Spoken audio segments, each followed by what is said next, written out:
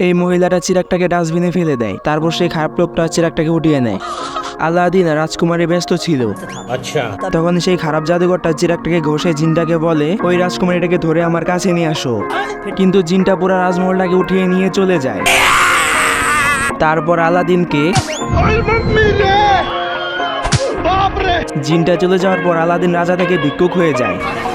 তারপর সবগুলো লোক মিলে আলাদিনকে ধরে ফেলে। তারপর তাকে কচ্ছপের সাথে বেঁধে ফাঁসিতে ঝুলানোর জন্য নিয়ে যাওয়া হয়। ঠিক তখন একটা ভূত তাকে ভিটামিন খাইয়ে দেয়।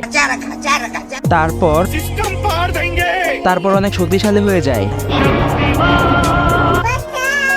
কিন্তু ওই জাদুকরটা রাজকুমারীকে বন্দি করে ফেলে। তারপর জিনটাকে বের করে তাকে ড্রাগন বানিয়ে দেওয়া হয়।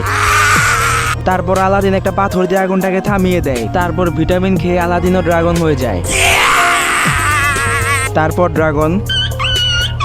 তারপর সেই জাদুকরটা চিরাগটাকে ঘষা দিলেই গায়েব হয়ে যায়। কিন্তু সেই শয়তান জাদুকরটা মারামারি করতে করতে নিচে পড়ে মারা যায়। তারপর আলাদিন আবার রাজা হয়ে যায়।